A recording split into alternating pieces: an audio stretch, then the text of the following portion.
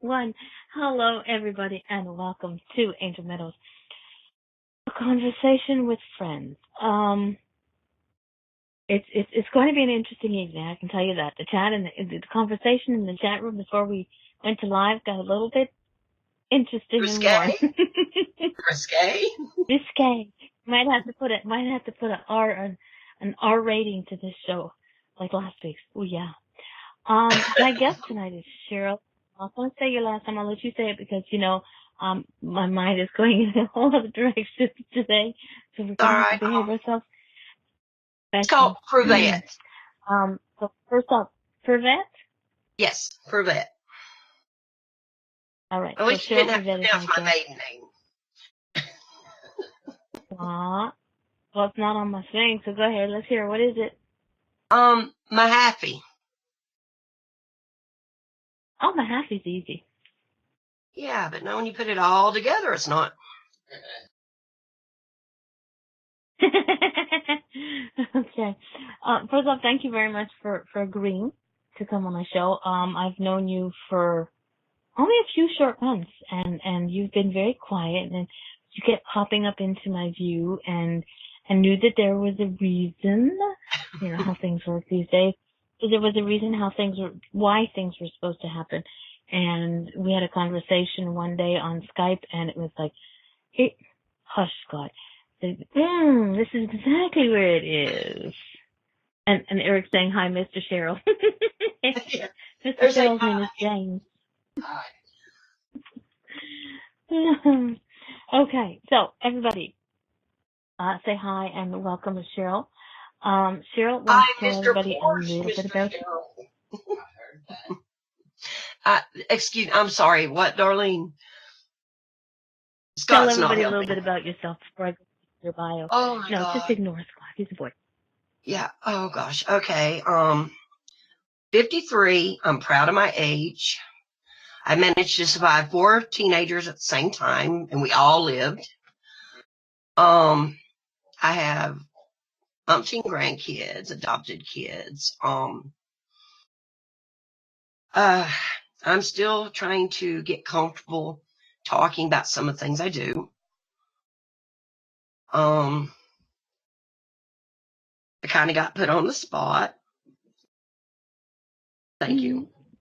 I have been doing tarot readings for almost about 30 years for friends and family. But where I live,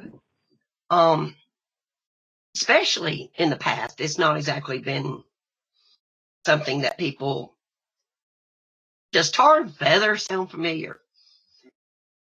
Yes, it does. I've heard that. Yeah, they still talk about that in this area. But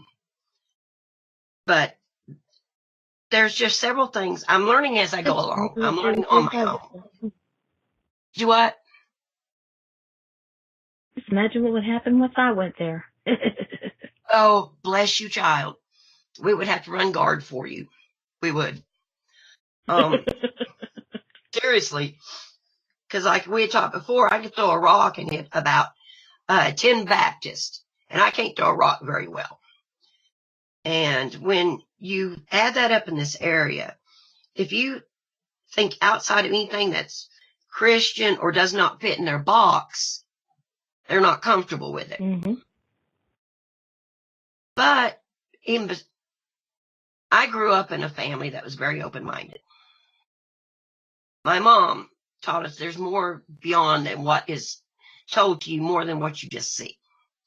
And we grew up with that knowledge. So it wasn't hard for me and my family, my children, my husband. They've seen it happen a lot, and they've seen me do things. So they all have my back, which has helped a whole lot. And anybody that said anything, they've been my first defenders. I don't even have to say anything. And that's one of the reasons you and my husband, my kids, and I started doing tarot readings on some live feeds and some other, and then found out some of them were shared. I didn't realize they were being shared. But, so I'm still learning. And a lot of people thank you, Scott. A lot of people's talking about spiritual churches and stuff like that. We don't have anything like that out here. Either way. And you don't really have a structured area, whether it's a church or a group in this area, that can show you where you're going. So as I go along, I'm learning as I go along. Besides the reading of the cards, I have gone in some areas and cleaned out negative energy. I have, everybody calls me Doc Mom. I'm the first one they come to before they even go to a doctor. And there you go. That's a common thing here. Like I said, I'm still. Does it look like I'm nervous? Okay, or I'm just running my mouth? Yes, you are just a wee bit, but it's okay. See, what a lot of people, for those of you who are just listening on without camera and just listening to the MP3 in the aftermath of this craziness that's going to happen, we can see Mr. Cherryl sitting behind you, your loving husband James. Now, James has known you for not counting how many years you've been married, and how long has he known you? 33 years. Yes, ma'am. 3 years. 33 years. And has he always known you to be this, or did you keep it from him in the beginning, and then and it was just, waited to see if he was the one, or did he always know? I've always known. Did you always know I was the one, or did I just tell you? I've seen things that you've done before you told them. Okay. So nothing surprised him about you, No. except that the fact such a beautiful woman could be in love with him, right? It was like with Oh, I like that one. He ain't gonna argue with that one, not if he wants to live. But no, it's just, like I said, I'm learning as I go. I learned that over the past years that I am an empath. And I can deal with children really, really well. Yeah. And especially ones that have like learning disabilities or ADHD or something like that. I seem to connect with. I'm going to read a little bit of your bio here. It says, no, okay, everybody get ready. This one, I'm going to read the whole bio. Okay, this was written by Cheryl's loving husband and her sister. It says, Cherryl has been reading tarot and oracle cards for family and friends for about 30 years that he knows of. She also read for others of the family and friends and selectively passed on the information. She gives free readings to those who are in need of them. Just recently, she started doing readings for people in one of the Facebook group and live feeds, but she's still trying to get comfortable with letting other people outside of her family know. Cherryl has also learned over time that she's an empath, and she has worked with her at her son's school with ADHD children as a class aide, a Head Start, and even at a place where mentally handicapped adults learn to live on their own. She has connected with them all, which sort of fits you. A lot of times, you can't go anywhere without somebody coming up to start a conversation about anything. She has unofficially investigated paranormal areas. She has seen, it's from her hubby, I have seen her cleanse negative energies from homes and people. She has eased a few people's pain by touching and massaging it away. She likes to work with pendulums and is learning candle and herb magic. She does hear voices, other than James's, as much as she gets impressions of things or events connected to the person trying to pass on a message or validating that it is them. She will get a pain or pressure between her eyes or chills if there's a presence trying to make contact. Cheryl doesn't put up with, I love this part, Cheryl doesn't put up with crap. she hates bullies and tries to be as honest as she can, which doesn't always make her one of the most popular people around. And so what did she do? She came to my show. But Yeah. you guys did a really good job because, I mean, I know it's hard when you've never written your own bio, although I've done it a couple of times. Yeah, I could read off the paper. And it's not easy, but what I've found is that people, the view that we have of ourselves is not always the same view that others have of you. So True. that's why this time I asked, because James was in the room, I was like, let's get him involved in this. James, you want to write the bio? And it also shows you what other people see. You know, because, and not just because he's your husband and your sister, they did that. Yes, they do love you, but it's what they see, and they see it with, you know, with more clarity than you give yourself credit for. Well, I don't worry about what I can and can't do. If I'm needed somewhere, that's where I go. That's what I do. Like I've told several people, I can put up with a room full of ADHD children than I can one stupid adult. Oh, wait a minute. Let's not clear up my chat room now, okay? No. I'm talking about adults that even though they know a question or an answer to a question, they will come and just ask you a question just to be rude. There's no reason to be rude just to be rude. And like I've had some people come up and ask me, they'll go, well, I'm sorry, I know this is a stupid question. And like my mom taught me, no question is stupid if you're looking for an honest answer. No question is stupid. Now, if you're going to come and ask a stupid question because you're trying to make me look stupid, it's on. I don't care. It's on. So, I mean, I'm sorry. I'm not always everybody's favorite or their cup of tea. But everyone that knows me knows I'm honest. Do what? Mm-hmm. I said, I think you fit in very well with this little family. And I love to joke around. I love to let people think I'm the comic relief because to me, making someone laugh can heal a lot more than just, feeding into somebody's pity party. Now, if they have a real reason to be hurting, be that shoulder. Mm-hmm. Once you're done with the shoulder, make them laugh. Move them on. Get them past that point. So that way they're not caught in the same spot.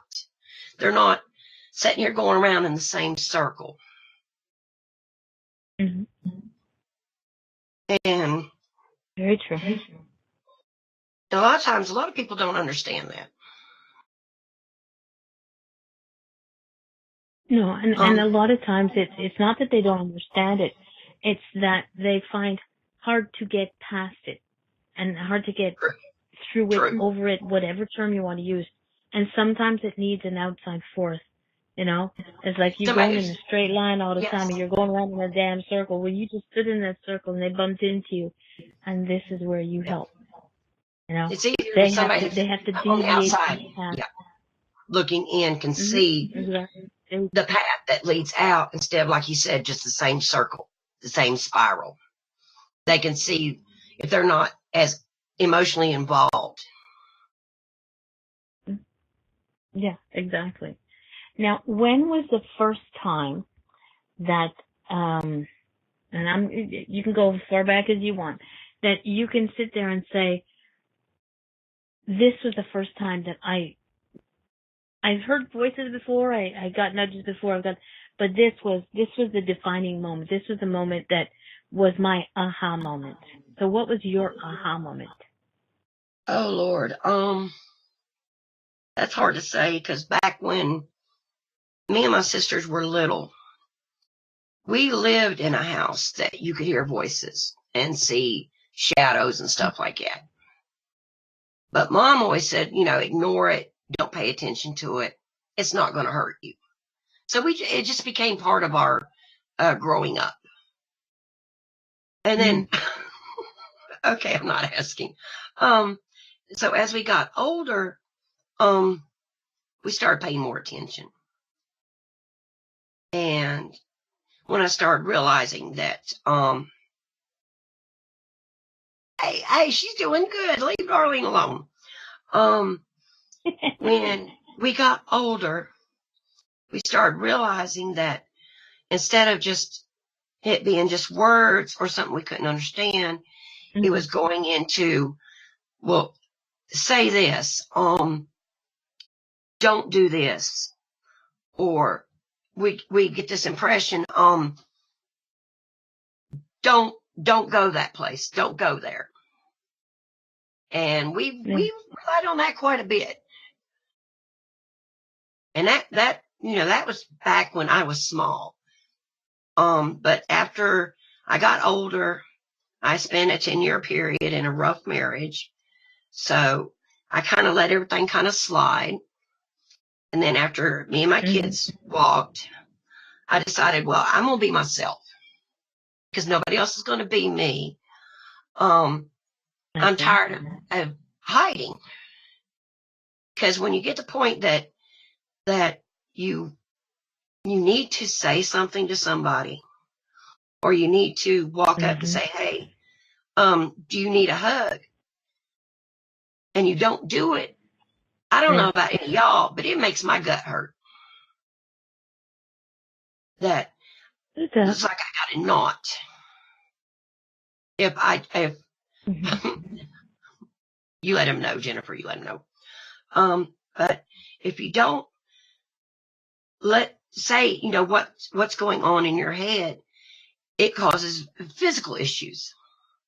And like I said, I don't know about anybody else, because this is something that I'm learning on my own. And back a few years ago, I had to have some hip replacement.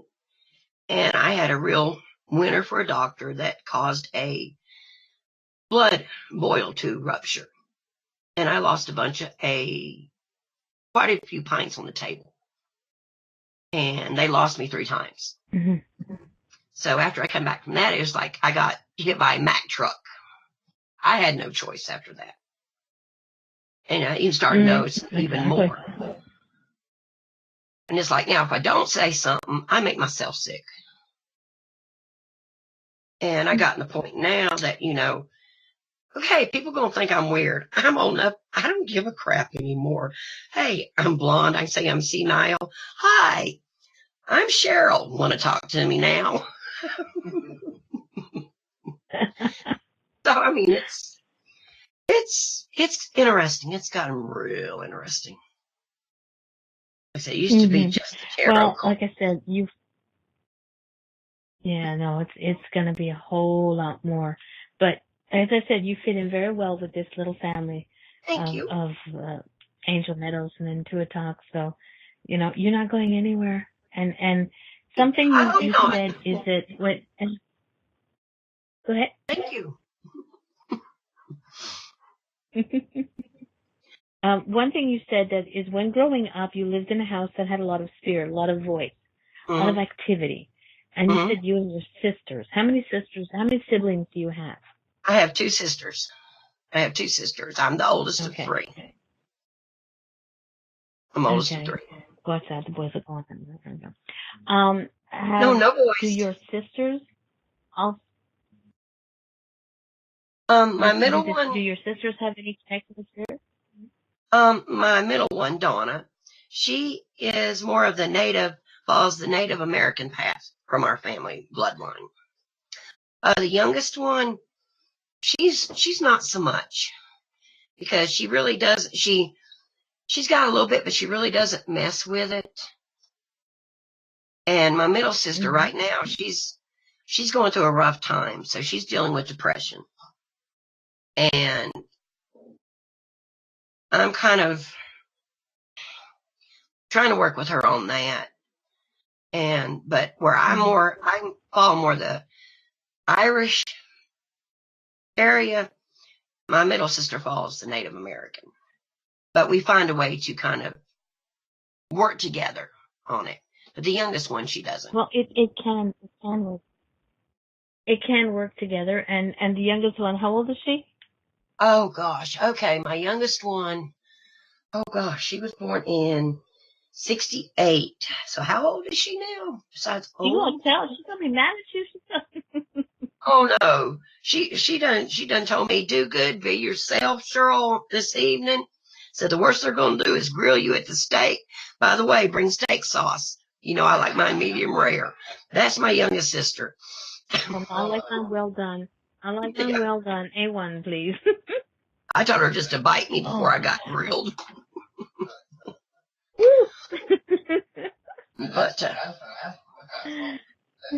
But yeah, no, we grew up in one when we were small. We went to a few places. Me and my middle sister went to a few places that were pretty rough there when Daddy was still active military. South Carolina had Charleston. A lot of places have a lot of history. The old plantations, even the USS Yorktown. We went every summer to that. That Okay. just the atmosphere alone is interesting. James has never been. He wants to go. We're talking about going this summer. But they've got a lot of older plantations. We went to a couple of them in South Carolina, and they weren't exactly the most pleasant things we've been to. And it's not something I would recommend unless you were really, really have protection around you. Yeah. Well, I have a couple of friends who do paranormal activities at specifically military bases and Mm-hmm. old war areas. So it's something that they say that you have to be prepared to get that intense, because those were intense emotions, intense feelings. So Yeah. when people cross, they cross with intense shit going on around them. Sorry, our rating, I promise. So it would make sense that, and the pain that went on there. So everybody who passed, whether it was in war or during a plantation, being a slave or an owner or whatever, there's so much to go through. So that would be something that would take a lot of experience and and like you said, you're still learning, but the magic point is that you still want to learn. Yes. You're not stuck in your saying, okay, this is where I'm going to be, this is where I'm going to go. And I see our friend Jennifer just unmuted. So I'm feeling Jennifer's got something to say. Jennifer, did you unmute? No, I wasn't unmuted. Oh, okay. Well, okay, well, there you are. Anyway, say with me. Oh, no, that's what it was. Sorry. Brian came into the chat room, but he can't hear me, so I'm not saying anything to him yet. Yeah, well, the Yorktown, growing up, we went every summer. And, okay, what's Yorktown? Tell me. What is Yorktown? It's USS Yorktown. It is an old aircraft carrier. And it's in, I'm trying to think, Summerfield, South Carolina. Yeah. But it's a museum now. Yeah. And we would go every summer. And just the atmosphere alone, somber. Mm-hmm. The minute you walk on it, to respect. Just show respect. Yeah.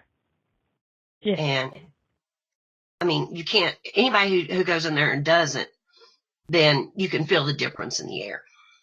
Because like you said, the people lost their lives, the tragedy they saw, it's embedded in the entire ship. And it's just something that, I don't know, you can feel, even though you can't always explain, you can feel it. And plus growing up, we knew not to disrespect it, but just the feeling you get just going on there, you can feel it. And you can still feel it in some places you go. I wish everybody would get that. And whether it's human or spirit, it's a matter of respect. If you want to understand, if you want to learn, it's a matter of respect, whether it's a tree or a spirit or a human. It's just, Exactly. so that's Exactly. it's just people gotta get to. Because that's, Hi y'all. you have to give others respect. Like you said, tree, grass, entities, another human being. The respect you put out there is the respect you're going to get back. Yes. Exactly. That's why when I do those readings on the live feed, I've seen so many of them pull the one card out, do one sentence, and go on. Okay, no offense to anybody. If you got something to say that somebody needs to hear, why stop if it's that important? There's a question in the chat room from Scott. Cheryl, do you find that some tambourine bangers come quietly to your back door for some help/advice, but publicly they hold torches and pitchforks? Or is it better for you now? Okay, yeah, oh yeah, I wouldn't exactly put it that way, but yeah, I've had some that will, yeah, but it amounts to the same thing. They'll come to my back door and ask for a reading, and then Sunday they'll be in church going, don't listen to the witch or whatever, and I'm thinking, really? Do I look like I have a pointy hat and a wart on my nose? Okay, last I looked, I don't have a wart anywhere, I hope. Anyway, but yeah, I have run across some that We'll have send done Teddy that. over to go check out your closet. Yeah, now I might have a broom or two We'll send around here, Teddy across right? to check it out. But yeah, there are some around here that does do that. And that's why I said that, my family and friends have been selective on who they talk to now. And it's bad when they'll 1 minute they'll come and ask for advice, and then they'll badmouth you behind your back. And I'm one of those. If I have something to say to you, good or bad, I'm going to make sure you're looking me in the eye and I know you hear me. So when it comes back to me later that, oh, she said this, I'm going to say, did you hear it from me? Well, yeah, that's how I said, okay, well, I said it. But if you didn't hear it from me, I didn't say it. Yeah, I have no pitchforks yet. I'm waiting for the tar and feathering though. Family finds it out there. I think It is that that. again, it's something that we all do. That we all do in some respects. Have people who doubt and like Scott says, go to your back door for information, and then at the front door they were like, tar and feathers and pitchforks and yeah. And again, it's those people that it's all about them. It's not about helping others. It's all about them. Exactly. Because if they were really helping others, then the knowledge that you shared with them that was their aha moment is something they should share, because then other people get that.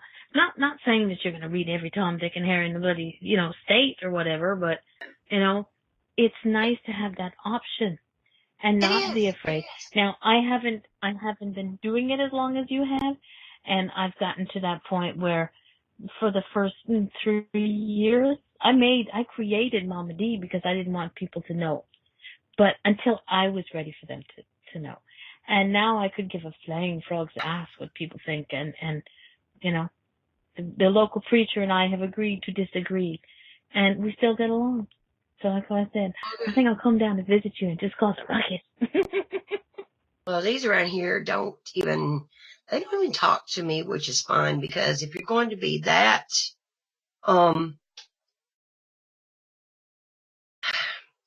closed-minded, then I would rather not waste my time for someone who's not going to listen to somebody else's opinion or somebody else's ideas. Because everybody has a right to their opinion. Everybody has a right to make their own decisions.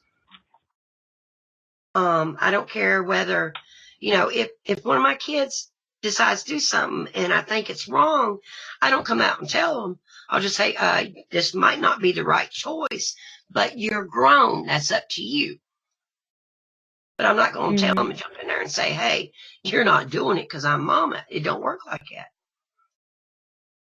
Yeah. And no. You can't do that.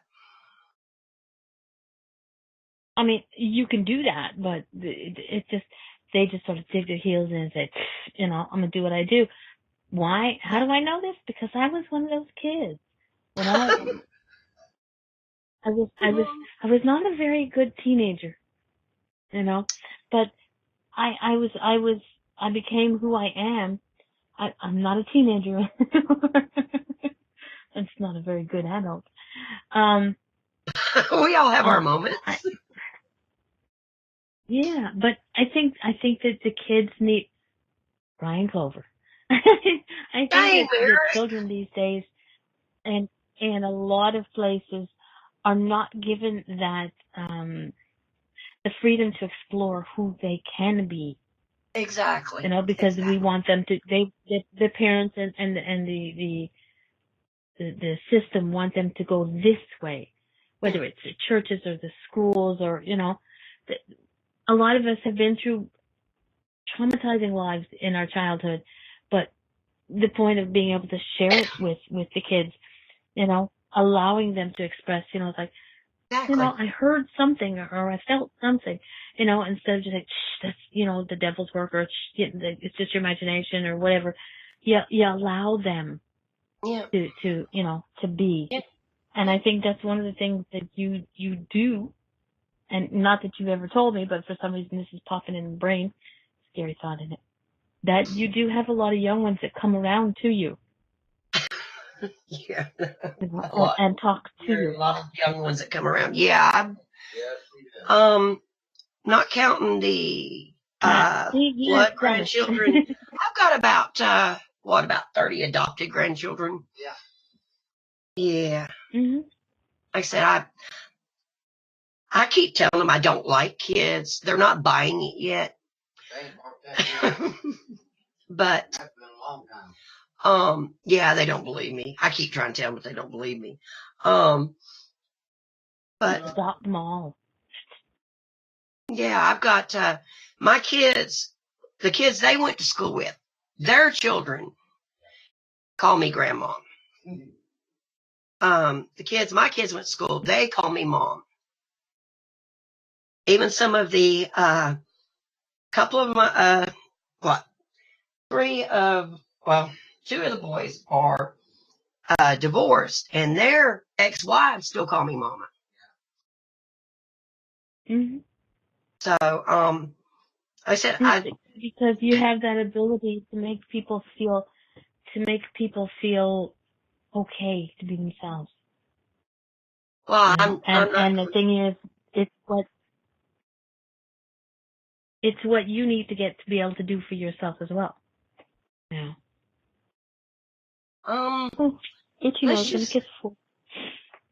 Let's just say that my youngest son, I tried to get on this bicycle a little while back, and he said that I'm not allowed until they make seatbelts for it and bubble wrap. Yeah, that's how protective my kids all of them are. Your son?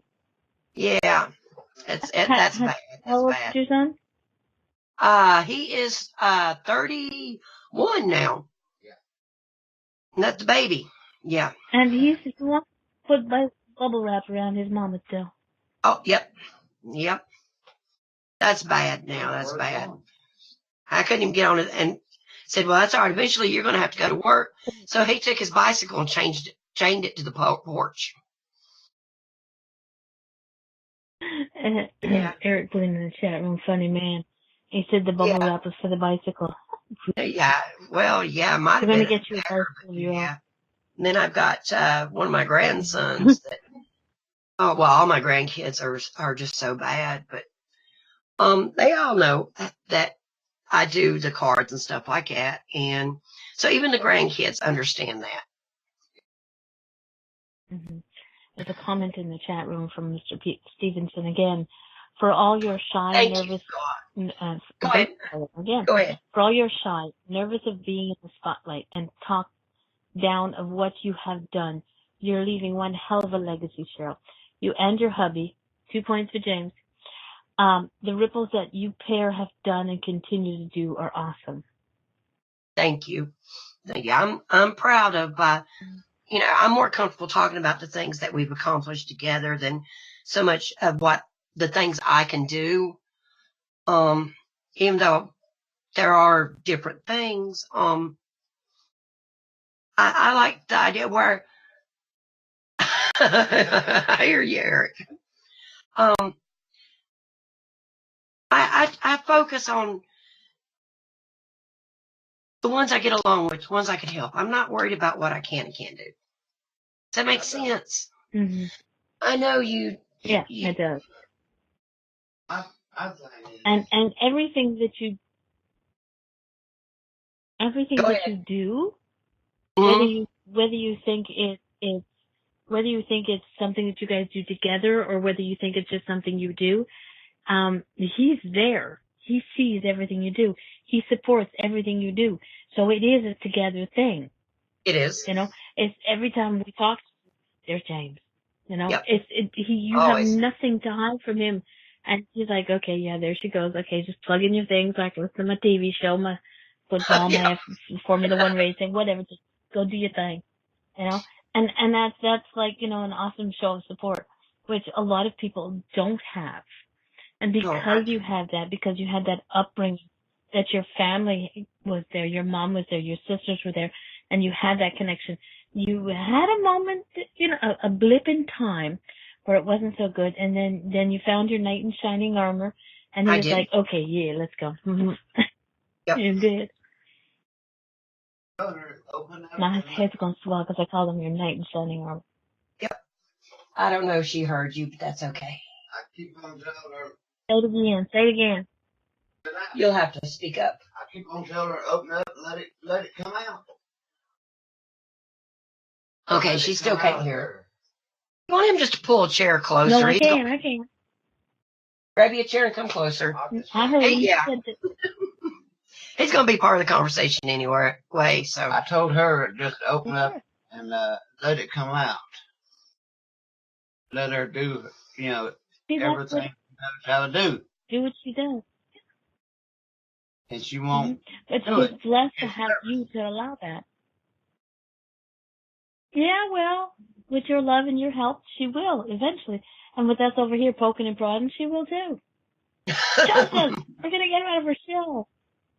That's dependable. That means you won't have any more peace and quiet because Jennifer will be around a lot more often, and I will, and there'll be other people around coming around bugging her.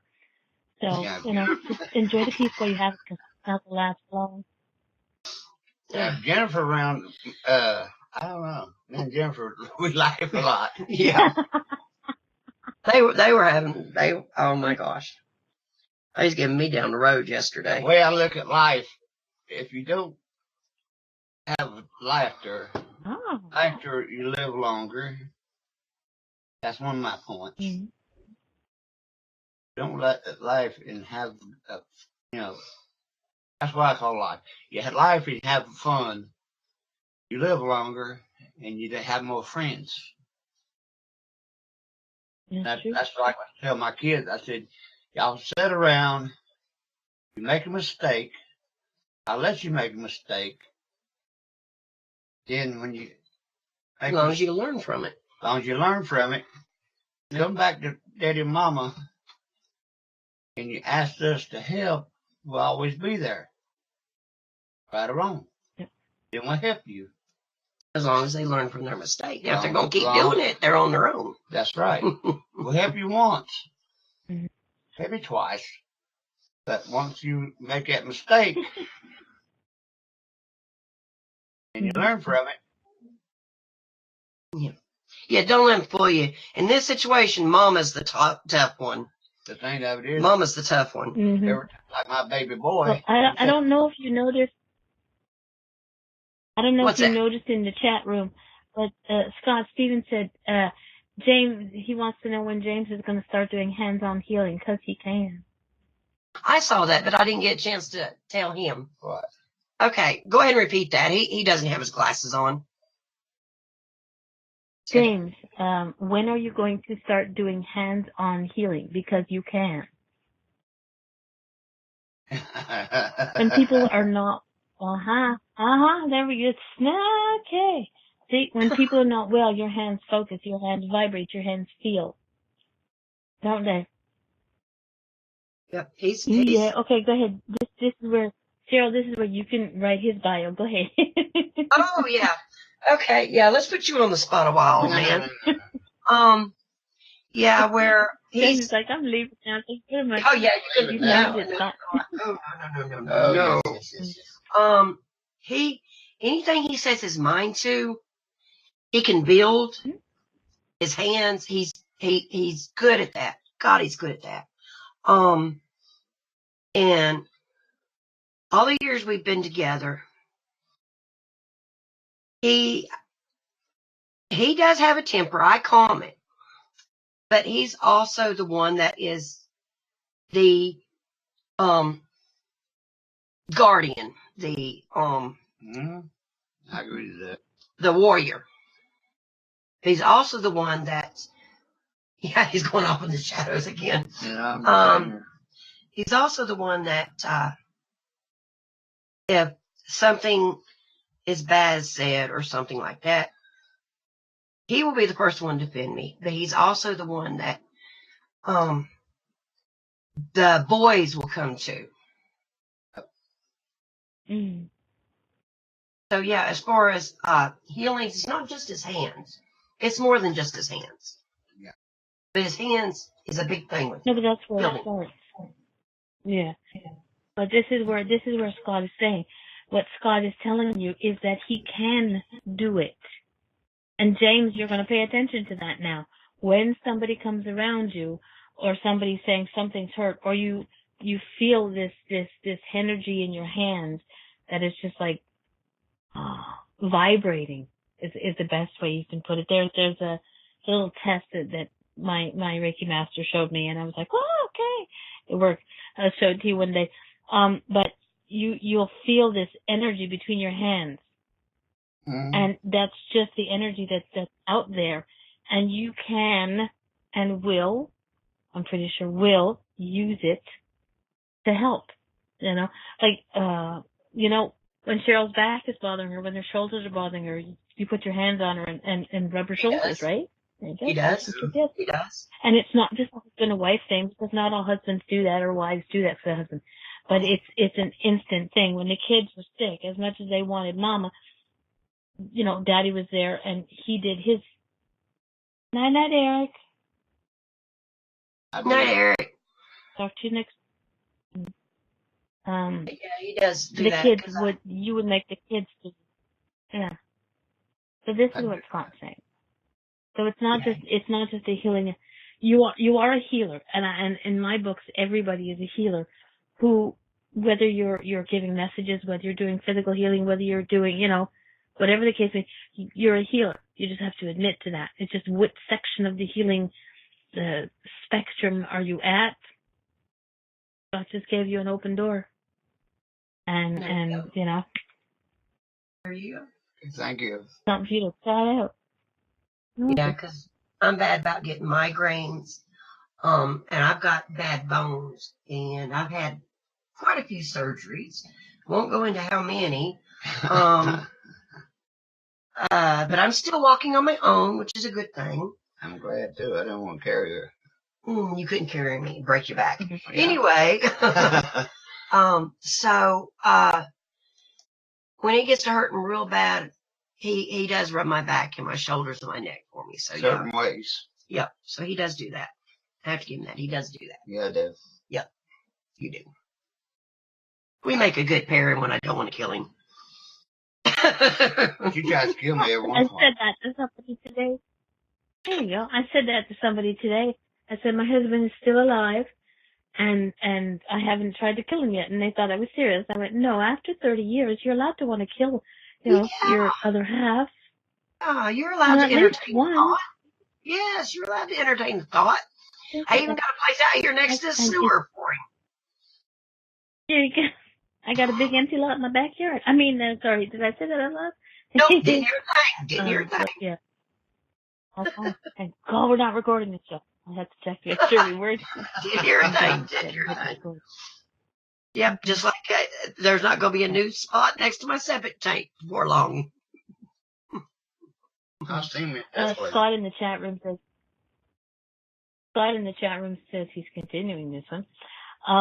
James, just ask God or the universe or whatever you want to call your higher power, to use you as a conduit. Put your hands on folks and just let the energy flow. Energy healing, no matter what you call it.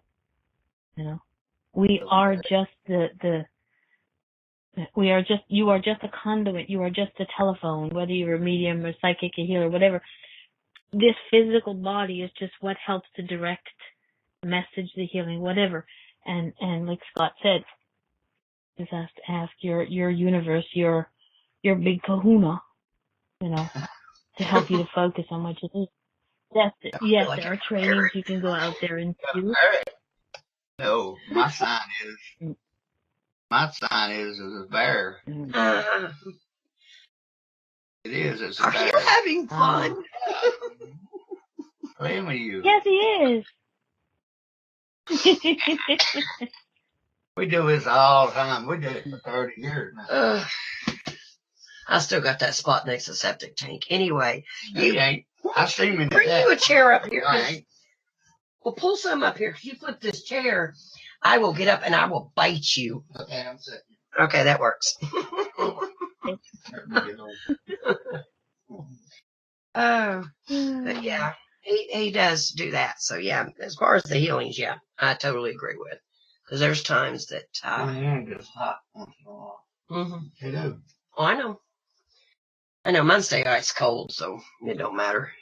He says I don't have any circulation in my hands or feet. My mother, excuse me, our turkey, and when she used to grow up, when I was growing up, well, it used to have this old house down here. Look at missions. Something going to happen. Somebody's coming. Scott in the chat room says when your hands start to feel hot, it's because there's somebody need you. Try that again. There's somebody that's near you who needs the healing. And if there isn't anyone out there first next to you that needs it, then it's you who needs it. So you put your hands on your knees or on your lower back or on your head. Maybe it'll break your brains. Like healing needs to be. Exactly. You know, and if you're focusing on somebody that you know, it's like a prayer.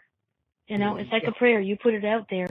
Just because somebody doesn't want it doesn't mean it doesn't go to where it's needed. You know, it might be the person next door, you know. Exactly. Because you've got a lot of people that it doesn't matter what you tell them or if you show them the actual proof, they will still make fun of you or they will put you down just because they're otherwise afraid to believe or it makes them feel bigger and better. And that's when I have a problem with bullies. Yeah, thank you, Scott. Bullies. And I'm one of those that, and I've got myself in trouble a few times. James has kind of got on to me a few times. We'll be out somewhere. And we'll be standing in a line where a cashier, like you was talking about that one day. And you'll have these nasty people standing there fussing at a cashier about something that's not there in their control. And these customers are just getting nasty. Well, I'm one of those that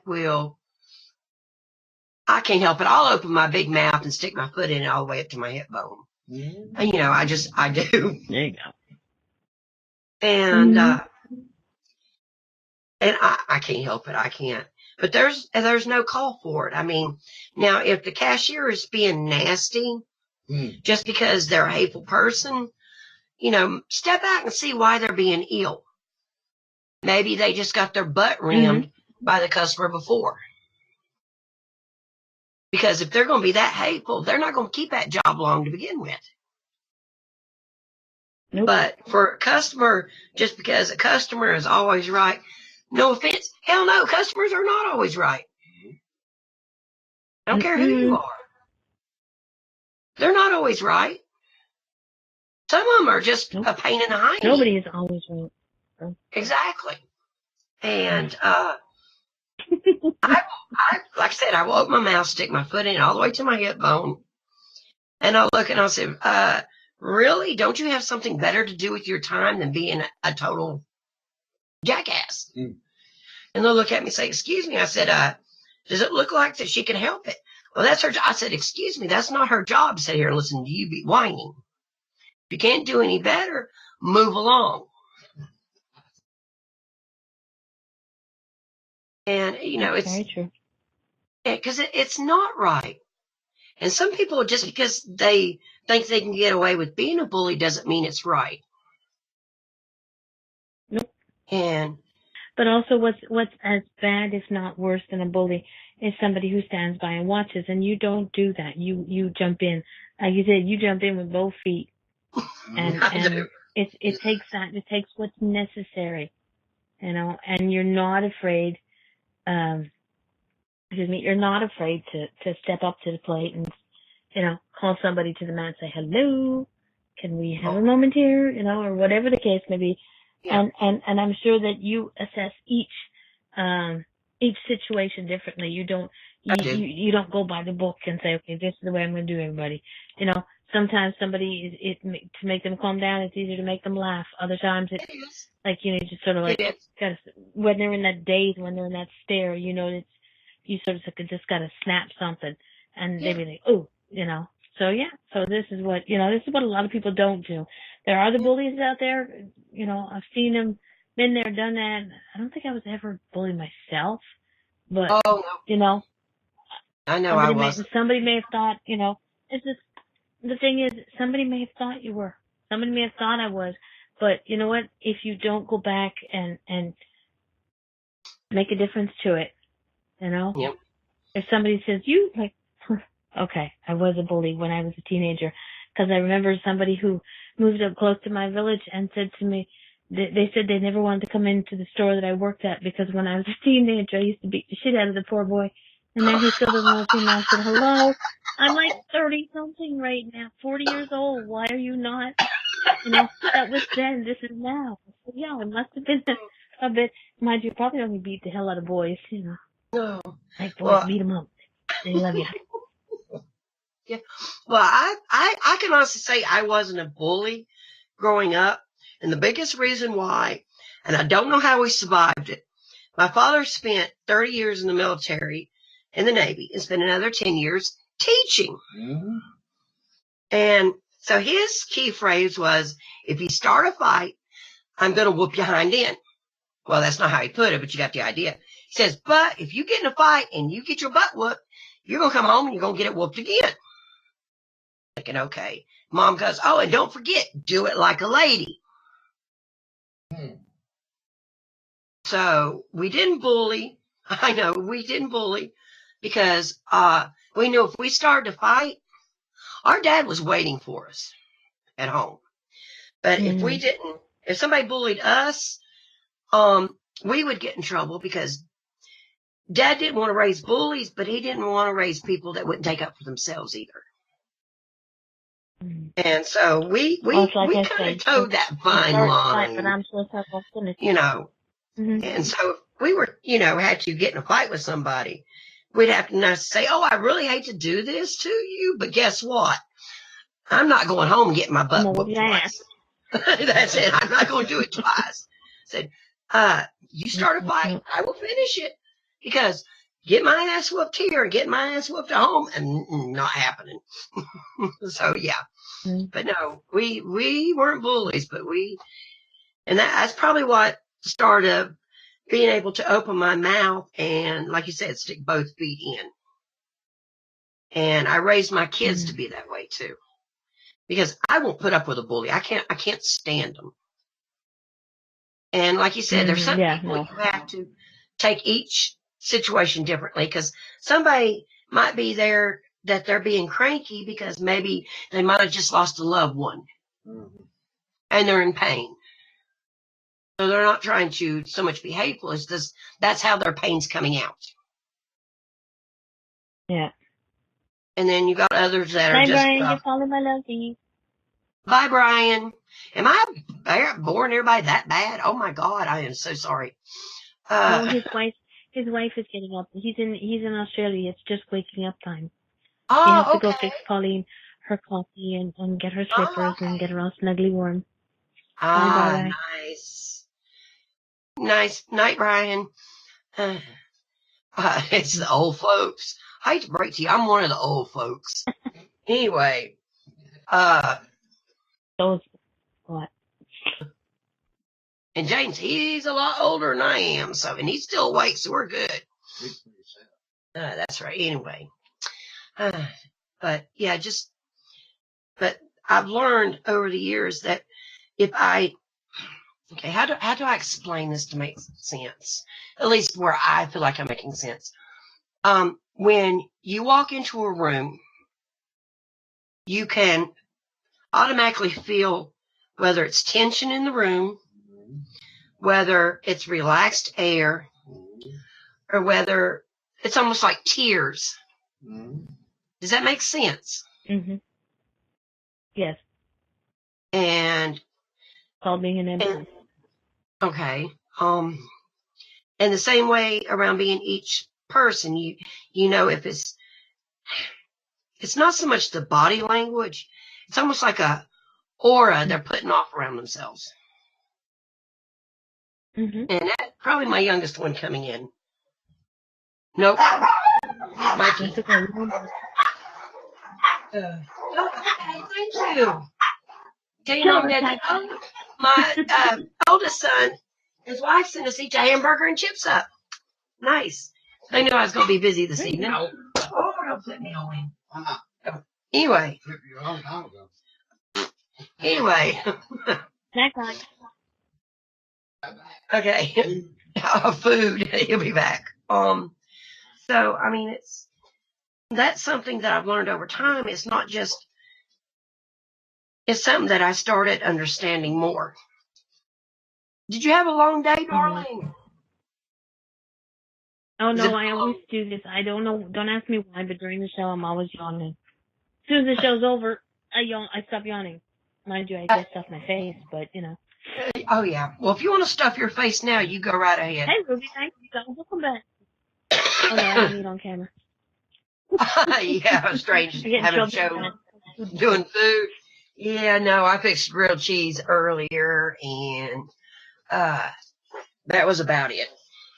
My stomach was too tensed up to do much of anything else. Oh, my nose. You got ketchup over there. Yeah, Yeah, don't have. No, what Scott's saying is at every other show, you had to go feed James, and he would be like, I'll be back in a few minutes. Gotta go fix the steaks, go to Big Burgers, or whatever the case may be. Yeah. This time, you ain't going anywhere. They gotta be bringing it to you. So I just That's right. That's right, which I thought was pretty nice of them. I told them that I'd be doing this evening. So they fixed dinner and sent it up to us. That was nice of them. I said thank you, Mikey. Yeah. That was sweet. But yeah, that's what I'm talking about. My kids.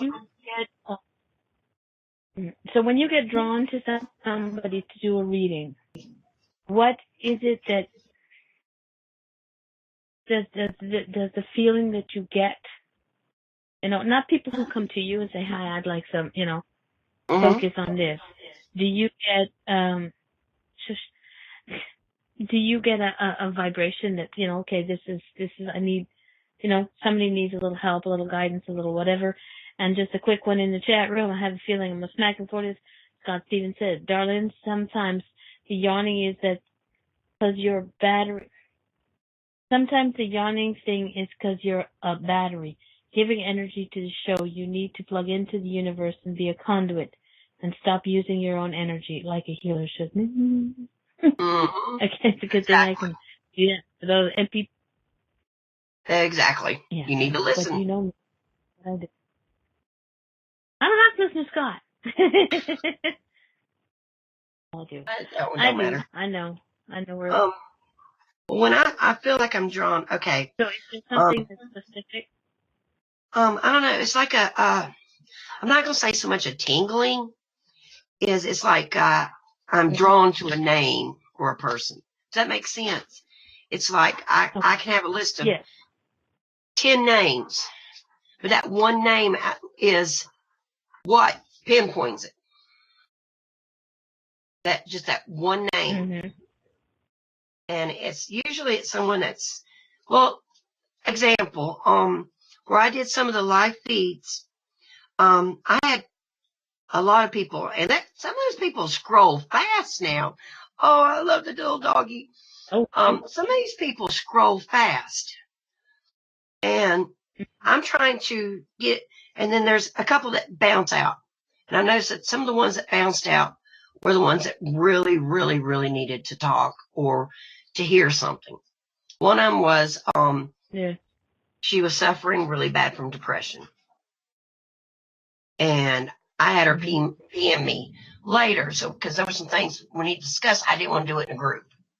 Some things are too personal to talk in a whole horde of people. And it's just, I don't know, it's like I feel like a tug towards a person or a name. It's hard to explain. Because I mean, if I'm not drawn, you did that. It's a tug towards. It's like that. It just stands out to me. I'm glad somebody understands because I'm still trying to learn this myself.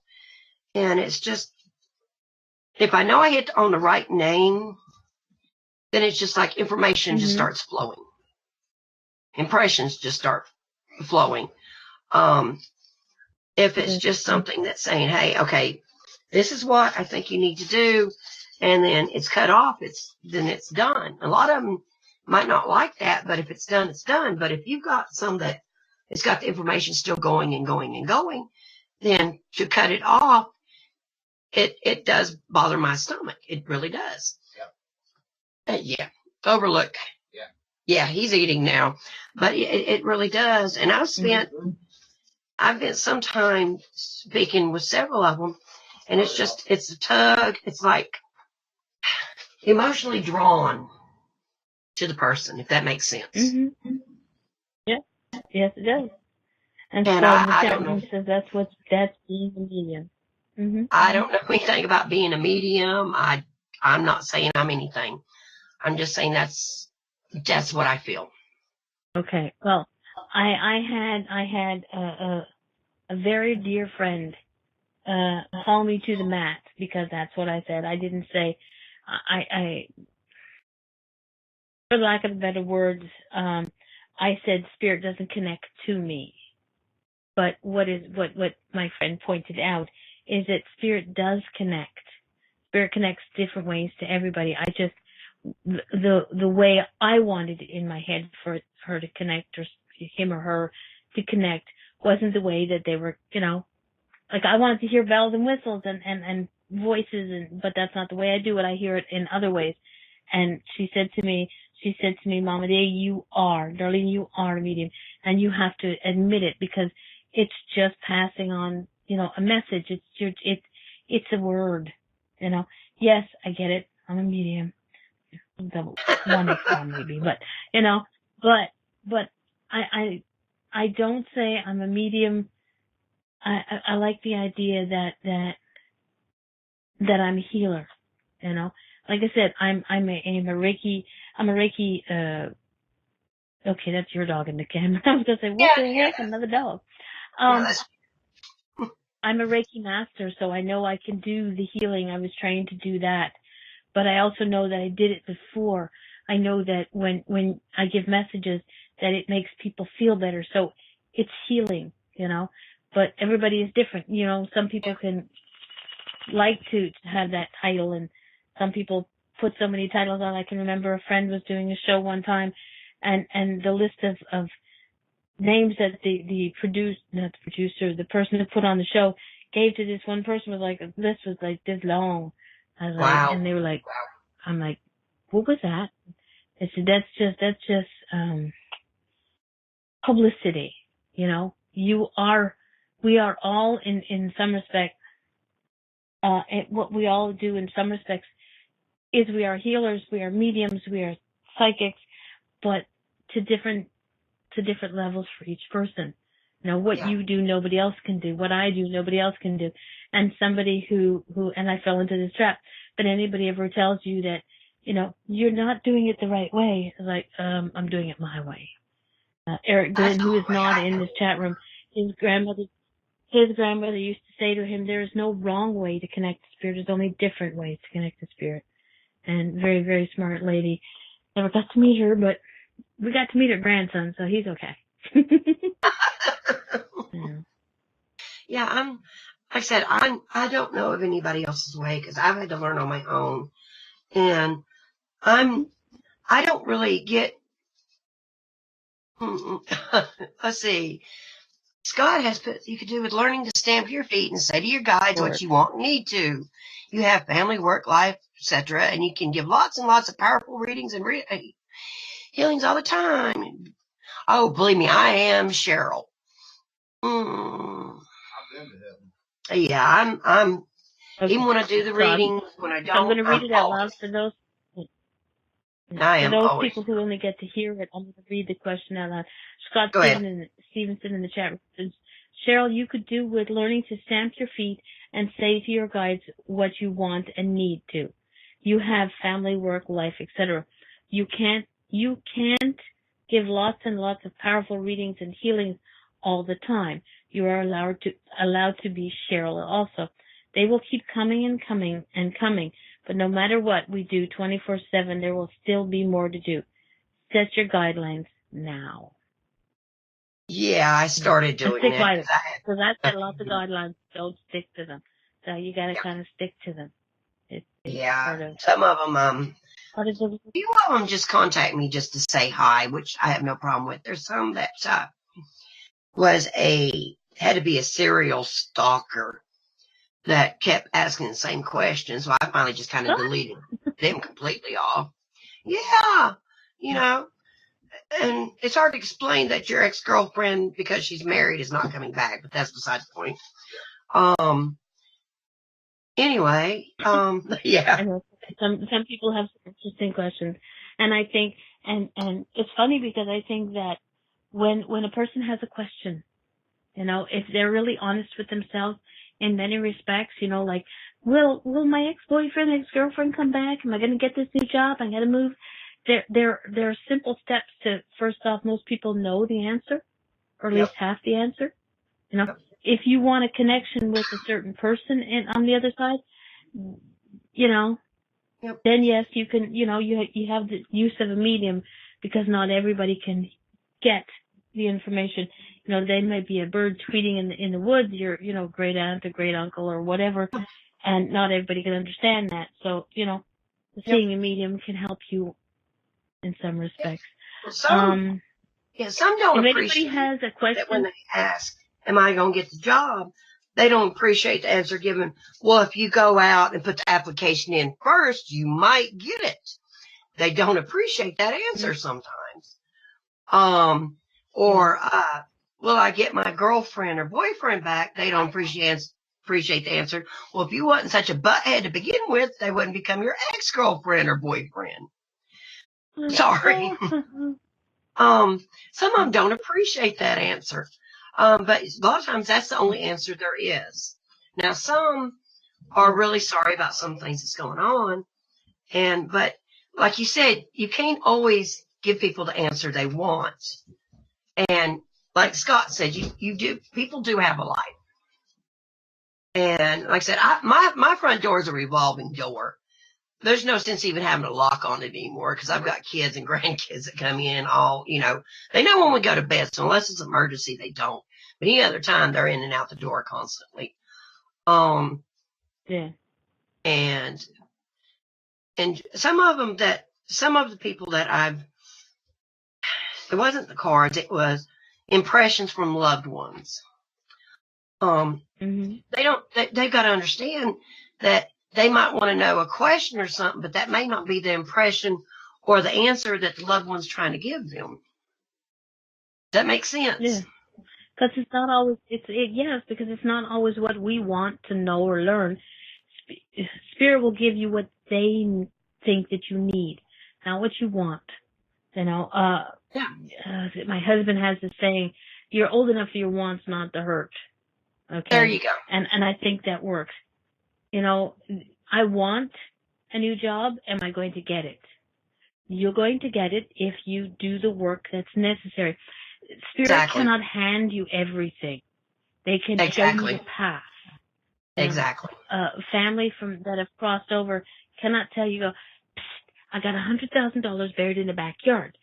Exactly. They're going to say, there's money buried somewhere. Yeah. So you're going to have to go dig up the whole damn community. But pretty much. You sit down and you think of the wheres, the whens, and there's always clues to everything. Now, just quickly, for anybody in the chat room, basically, Ruby, my darling, you are very new with us. If you have a question, you can type it into the chat room. Put it in capitals so that I can see it, because I'm old and curmudgeony and hey, Dan, and I won't wear my glasses, because see the reflection, blah, blah, woof, woof. So just type it in capitals, or there's a little button on the side that you can put your hand up, and you can put your hand up, and I'll unmic you. I have to wear my glasses. I couldn't find my own butt without them.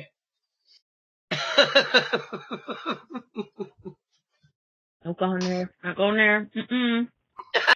Don't. So if anybody has any questions in the chat room, pop it into capitals. Darlene is not vain. Darlene is just stubborn. Just times I like to go without my glasses.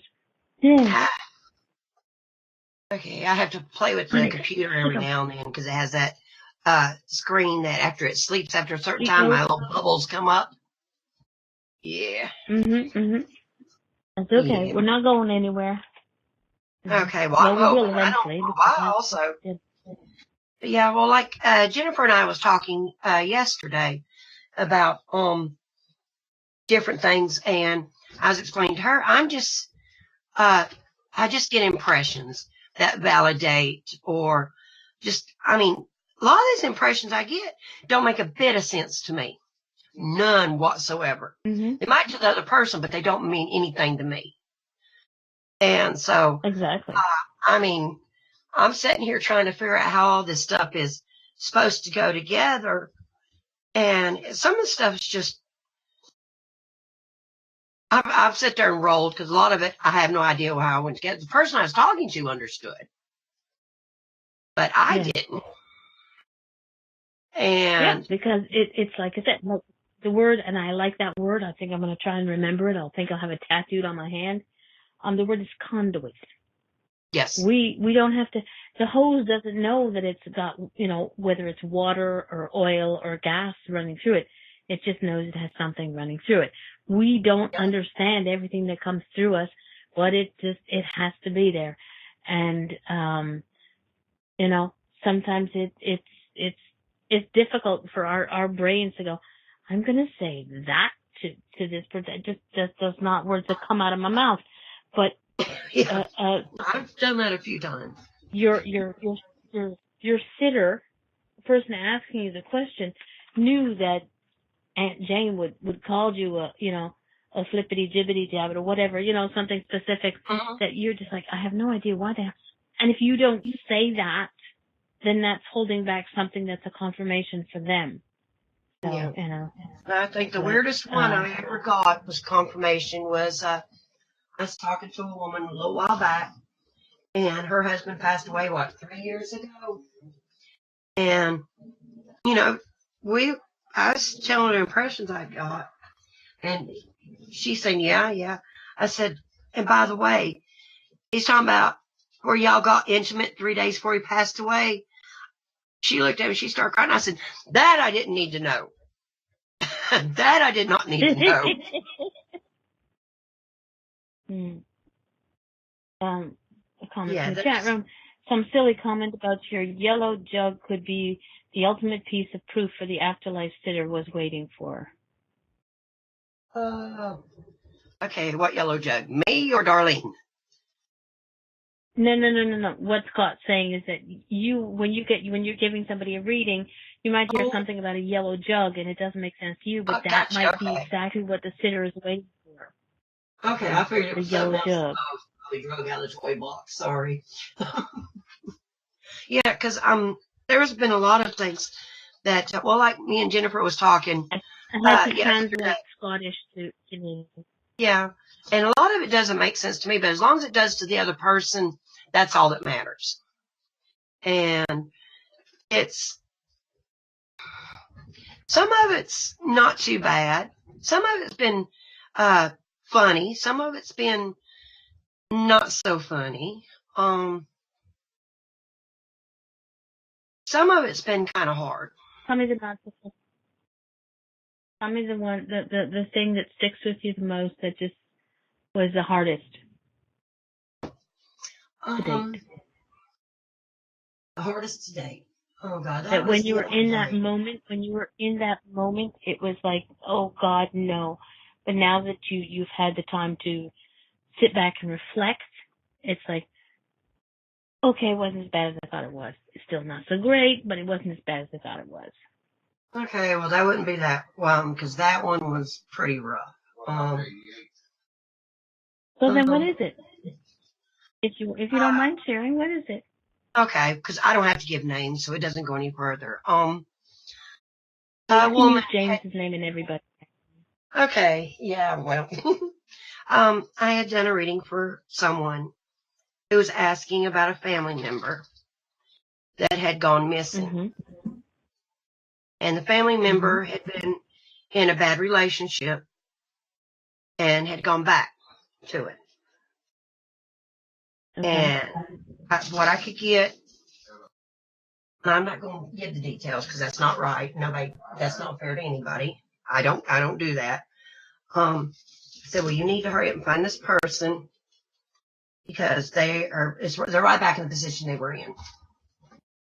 And they wanted to know because law enforcement stuff had got involved. And I said, if you don't hurry up, you may not. Well, I found out, what was it, yesterday, day before, they found the body. So yeah, that was one of the roughest ones for me. Well, the thing is with that is that you tried, things don't always fall into place for you to be able to help them find what they need or for them to get what they need. But the point was connecting with you made the difference to them.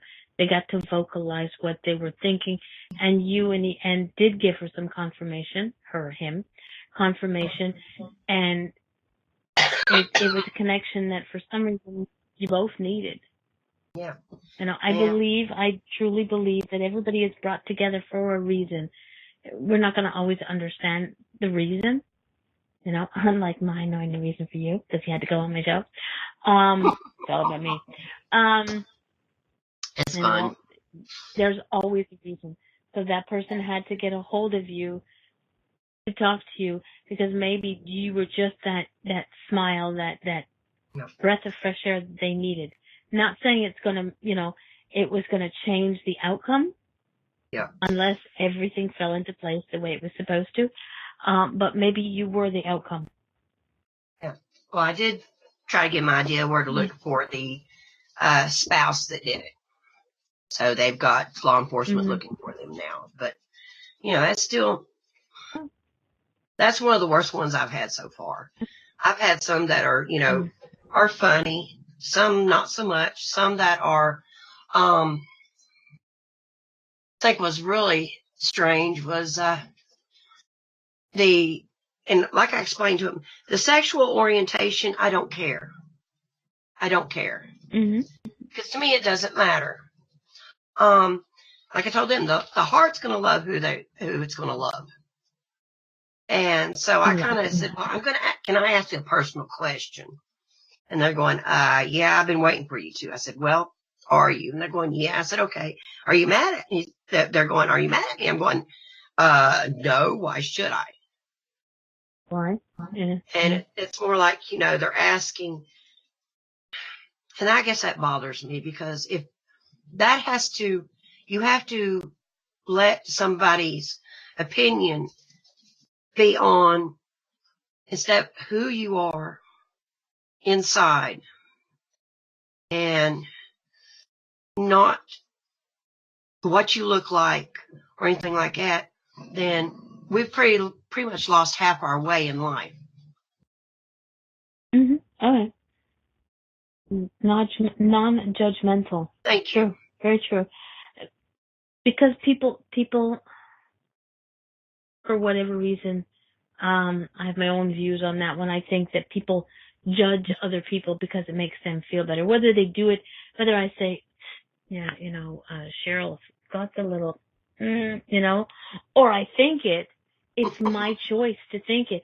But, Yeah. it's me judging somebody else on, something I have no idea of. Yeah.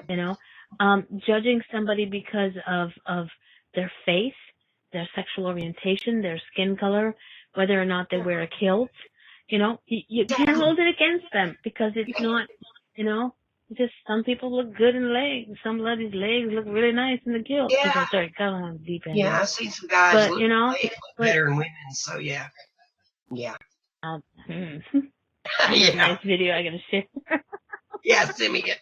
Send it to me. Anyway. And I swear it's not Scott. But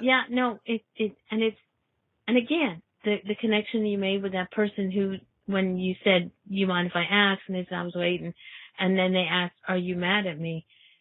They've had too many people who made a difference to. It shows you, well, they don't, I can't be friends with him or her because they'll make a pass at me. Hello, they haven't made a pass at you so far just because you just found out this person is gay or lesbian or whatever. You think that it doesn't work that way. You butt ugly before, you butt ugly now. Yeah, there you go. Because somebody once asked me a while back, said, are you going to hold it against me because I'm gay? And I looked at him and I said, well, you going to hold it against me because I'm married to a man? And they're going, no. I said, okay, that's then when what's you the sit there and damn go, difference? well, I'm gay. That's when you sit there and go, well, I'm gay too. I like men. Yeah, I mean, and a lot of people do judge by, they don't look at, they don't look past what is face value. And they should. Because, I mean, even once it was out there nowadays. Do what? There's a lot of shoulds out there nowadays. Whether we're from Canada, the U.S., the UK, New Zealand, Australia, wherever the heck we are on this gorgeous, I'm going to Earth people, flat Earth planet. No, kidding. If you can't figure out a way to get along, didn't your mother always tell you if you can't, don't have a nice thing to say, shut your mouth? But my mother probably says it a lot nicer than that, and some other mothers, but don't say even nothing to say. I don't have, yeah, shame more people couldn't be like that, try to judge less and be nice. Yeah. No, I never said I was nice. I just said I didn't judge. No, you said you never, no, you said you never said you were good. Okay, you're nice. That too. You're nice. There you go. You nice, you can be a nice beep, and you can be, but, there's so much judgment going on out there. There's so much anger and hate and fear and fear. I think that's my biggest, somebody once said, if you could eliminate anything in this world, what would you eliminate? And I would eliminate fear. But then somebody said to me, well, if you eliminate fear, when a bear comes up to you, it's good. You should be afraid and run away.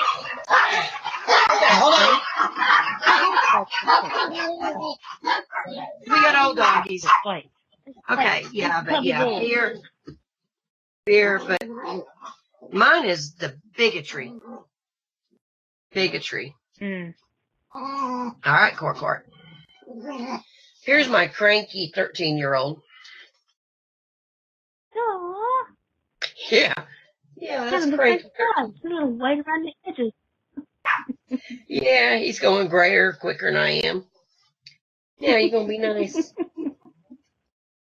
Anyway. But yeah, no, But, people have to, it's a hard thing for people to get past, whether you're, like I said, skin color, religious beliefs. I could care less what color people's skin is, because underneath is what we all bleed red. And that's all that counts. I don't care what your skin color is, what your religious belief is. exactly. What you have in your brain is what's more important. Up here and Exactly. here is more important to me than anything else everywhere else going on, So long as you use your brain that the universe decided to grace you with, and whether you use it for good, for bad, then it's, your choice, because we do have free will. That is true. And the thing is, if a lot of people would stop and think, and just take a moment to think before reacting, or assuming they already know all the answers to a situation, or they already know exactly how a person is. Stop, watch, pay attention to how the person is, what the person says, how the person reacts to others. And a lot of that will tell you what's going on too. Yep. And a lot of people don't do that anymore. Exactly. Yeah. Scott in the time says, sitting in a church doesn't make you a Christian, just as standing in a garage doesn't make you a car. I know how to treat it. It's how you treat others that's important. Well, I'm not going to go there. And Diane in the chat room says, the ones that judge you look in their own mirror to see what they're judging themselves for. That's my girl, DJ. Exactly. And one word that you used there, that my children, way back in the day, their teacher taught them how to spell a word, and it was for a spelling thing, and I think it's something that a lot of people should understand. The word assume. Yeah. This is how it looks when you write it out. Exactly. To remember the spelling makes an ass out of you and me. Exactly. And I never heard that before. And it's so true.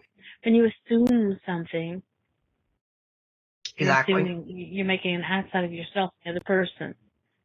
Don't assume. Ask questions. And how you said you don't want people to ask stupid questions? As far as I'm concerned, the only question that's the stupid question is the question that you don't ask. Even if it's like, hello, should I dye my hair, red or brown? Yeah. Hello, red. We're just gorgeous hot gingers and we steal souls.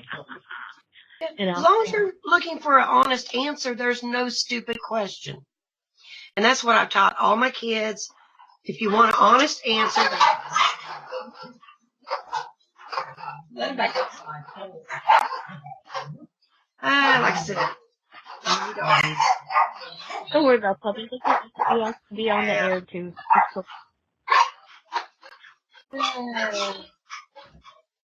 But they would be like little piranhas around your Akita. Oh, they are. They are. I think my tallest one is like this, about 10 pounds stuff. And most of them, though, they're my alarm system. And but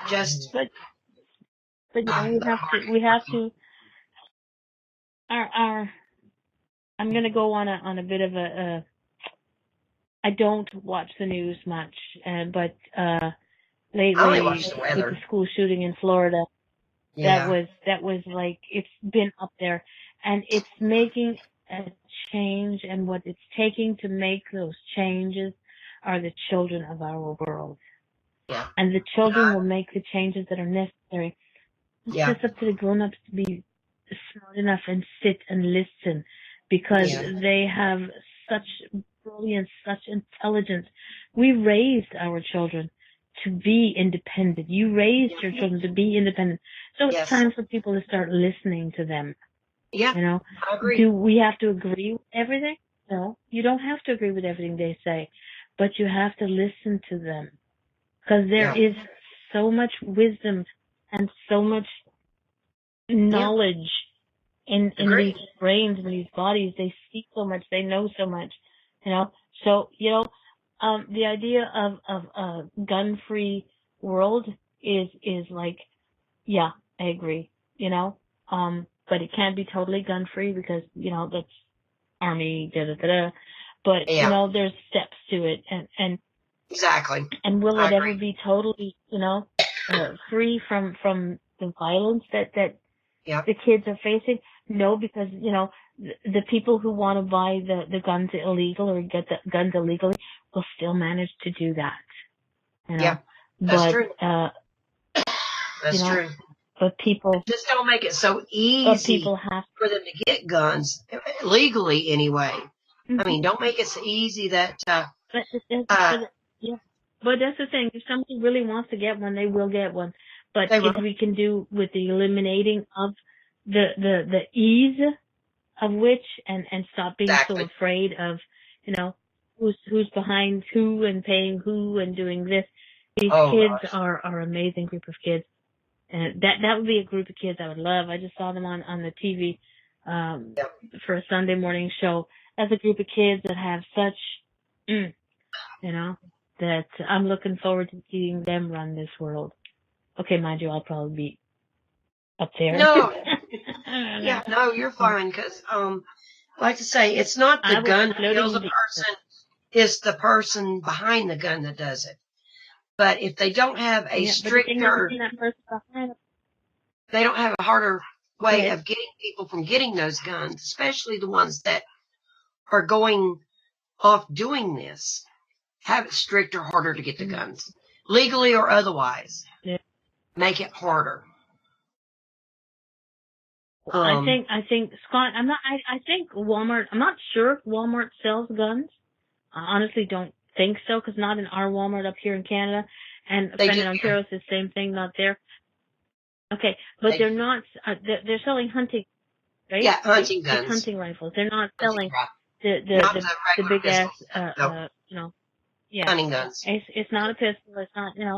It's No, not the no. multi-shooting. But as much as and I'm not gonna use the child's name, but as much as the child that did the shooting, there was many times he screamed out for help, Yeah, and yeah. and No one takes the time to this is listen. gonna make me very unloved. This is gonna make me very unliked in a lot of sections of town, but nobody paid attention to him, and Yeah, he needed the attention. He needed something, and nobody in his life paid him no mind. They said he was flagged by Child Protective Services, by the local law enforcement, and different things, and nobody picked up on it. Damn, people, wake those people that are in charge of shit. Pay attention. now if you're Stop gonna put a dropping the child ball. on child That's protective, what made. that's the difference between putting them someplace where they're gonna get fed and putting them someplace that is have somebody actually listen to them. That's two different things. Mm, I mean, because my kids, I could have just fed my kids growing up and not worry about actually listening to them. That's two mm-hmm. totally different things. And I totally agree with you. I do. If somebody had actually stopped and Yeah. listened to him, he would not have had all this buried to the point that he felt like he had to strike out. Yeah. Exactly, And because it just takes one straw to break the camel's back. you notice with a lot of the killings where they've had And him Diane, in the colleges and stuff, it was the same case scenario. It was someone that no one talked to, no one took the time to really get to know the person. And that's where a lot of these are happening. So yeah, I agree. Diane in the chat room, who's also from Australia. Good morning, Diane. She says in Australia they're not allowed to own a gun unless they have a license and have a very good reason, like living in the bush to kill wild kangaroos and boars. And and they don't sell them in the grocery store. I'm sorry, I'm not eating Skippy. I tried wild boar, kind of gamey, but okay, I tried it. Scott Stevenson in the chat room said, but it's part of the brainwashing of kids. Kids see them when they go for diapers, etc. But if they get one, they should go to a gun shop, get a license, jump through the hoops, but separate from buying milk and cookies. Exactly. I understand what you're saying. I do. I like I said, I don't see the Walmarts here, some of them. What I do see is Canadian Tire, but it has its hunting section. It is focused on hunters and cars and all that stuff that goes on there. So but yeah, I agree that they should have to jump through the damn hoops, do their get their gun, do their courses and everything. But even then, somebody could jump through all those hoops and find, and only in the first place want to go hunting for wild boar and crazy roos. But somebody else is not listening. They're not thinking of, the bite is a gun and blow somebody's head off, but somebody somehow, somewhere didn't catch something. Yeah, it would be a risk reduction. I get that. But, it's the powers that be and the head offices and not just in the U.S. and in our country, in Canada as well. The people need to listen. People need to stop being afraid of, well, I won't get this money from so-and-so and this is, you know what? Exactly.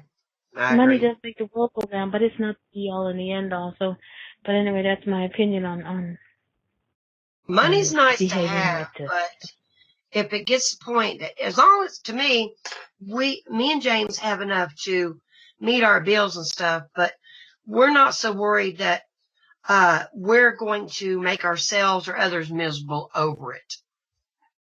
Because then you miss out on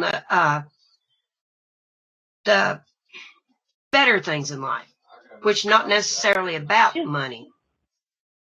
I mean, spending time with loved ones, spending time with friends. Money is not going to buy you being able to sit there and watch your grandkids play out in the yard and watch them grow.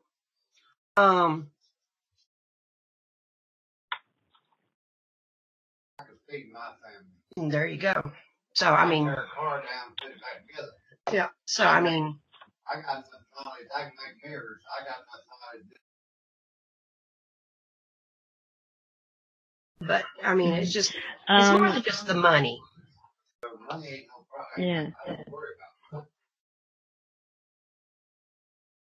it. And it just money makes it easier for those who have money. If you're a cranky old curmudgeon and you fall into money, you're still going to be a cranky old curmudgeon with money. Oh yeah, Lord, yeah. But if you are a giving person with no money and you give of your time and of what you have, even if you don't have, you got $2, you give $1 to somebody to get a coffee. It counts. So whether you fall into that big money, I bet you that person who still has the kind heart before it still has the kind heart after. It's the other stuff that comes out of the woodwork when Scott in the chat room said Diane said the powers that be need to stand and stop killing off the people. And I said the powers that be need to grow a pair and listen. There you go. That was my response to yours.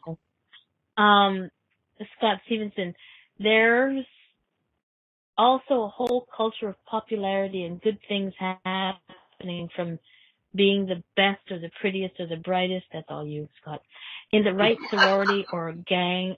So the ones that don't fit in get excluded. Those seem to be the shooters who want to be famous or noticed. To a point, but not always. Yeah. Not always. You do have the ones that feel like they have nothing left to lose, that no one wants to listen to them anyway. Why bother anymore? Well, I think what Scott's saying is the ones that are in the cliques, are the pretty people, they're not the ones that you see getting the guns and shooting and terrorizing and what have True. you. It's the ones that are alone. It's the ones that are being left to the side. I saw an awesome program. Another one of the news programs that was on my house. There's this school somewhere in the States that the popular football kids, okay.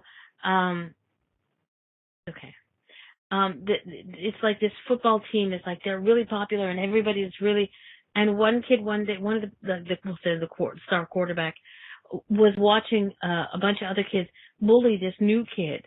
Mm-hmm. And the quarterback went over to the new kid and said, "Hey, let's go have lunch together." And what he started was a buddy system that the popular, the schools with the in the crowd. That's good. Pair up with the new kids. Gives them the orientation of the place, gives them somebody to look up to, somebody to talk to.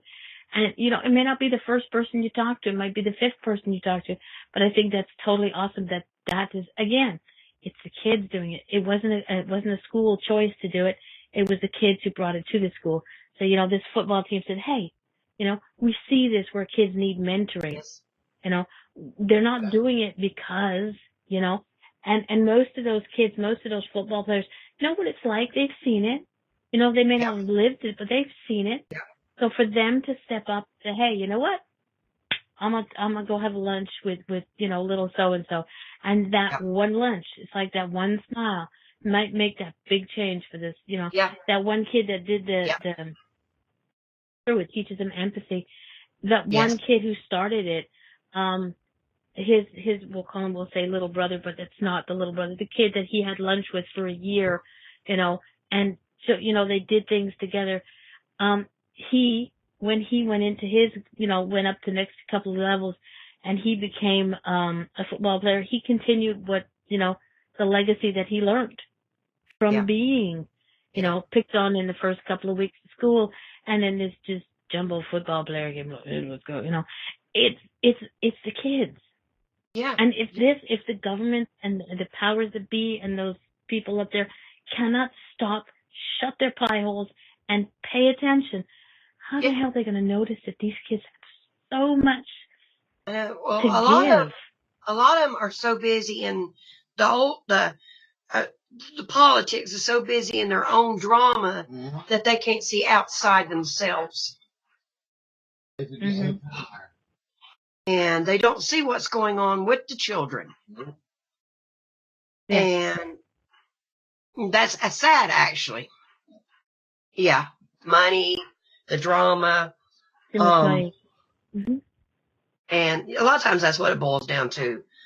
Money, standing. And when you start getting involved in that, you don't see what's going down below you or what's going down in the hierarchy. And a lot of them don't care. And that's sad part. Looking up and trying to catch up. Yep. You are too busy looking up and trying to get higher and higher instead of seeing, who you're working with, who you're coming past, working with, and say thank you. Yes. As it always goes, I'm sorry, hang on one second, Cheryl. As it always goes with this show, the first show that I have you on is we just kind of talk about everything, get you comfortable. You are very comfortable. You are flowing with this. So the next time you come back, I am going to have a free reading show. Okay. And you will come back on, not giving you a choice. You will come back on and you will be able to do readings and as Scott says, we're nice to you at first, and then we just can't. Then you think, it's all right. I'm used to people being ill. I've got this thing goes in one ear and out the other, so we're good. So yeah, next time you're fair game. So yes, next time we can ask and also be prepared that when you do come on to do readings, I'm sure that there'll be people in the chat room who will also be wanting to give you readings as well. That's one thing about this thing. It's a give and take. It's not just okay, everybody, Cheryl's going to do readings. Sit there and ask you questions. There'll be people in the chat room who will have something to say, I'm quite sure. The ones that are here, the ones that are not here. So we're gonna wrap this up. Okay. We're going to, where's my mouse? I have had a I'm going to blast. finally, I'm glad. I've had a blast. And I don't even have to worry about buying Dawn to get rid of the tar and feathers, so we're good. No, you don't. No, you don't. Ruby, I want to thank you very much for coming. I swear, the next, we're going to do this, not next week. I don't have a show because it's Easter, so I want to give everybody a nice little break, and I will be around. If you need me, you know where to find me. Yep. In a couple of weeks, I have a very awesome lady, Jacqueline Mitchell. If you are on Facebook and you are following me, Spirit Whispers, check her out. She is freaking awesome. She will be with us in 2 weeks. So everybody be here and have a great time. Cheryl, I love you. I'm so glad that I bumped into you on Pal Talk. James, thank you, honey. You did an awesome bio. Tell your sister I said thanks as well. And without James, y'all realize that this wouldn't have been possible because she wouldn't have said yes, because James was like, yes. She said Probably yes. not. Probably not. All right, everybody, y'all have a good day. If you want to connect with Cherryl, I've put her link into the Facebook page, into the chat room. It's Cherryl Prevette, Prevette, and Cheryl spelled an original way, Cherryl, Cherryl. Yeah, my mom so couldn't everybody can spell. connect with her there. Yeah, my mom couldn't spell. That's okay. It makes you one of a kind. So y'all behave yourselves. Y'all end up having a great end of the week. I will see you all next week. And if I'm not around, don't worry, I'm always here for the show. Remember, you said next weekend's Easter, so it's 2 weeks. 2 weeks. 2 weeks, that's right. In 2 weeks. On, let's keep the date, April the 8th. Got it. For all those people on this upper side of the world, on Jacqueline's side of the world, it will be Monday morning because they're a day ahead of us. Okay, well, as long as it's still Sunday, it's still Sunday for us. I will keep everybody informed on how it goes. If I don't see you next weekend, everybody, happy Easter, happy Passover, happy whatever it is. Don't eat too much chocolate, and if you have any leftovers, send it to me. Yeah, good luck. Not with him here.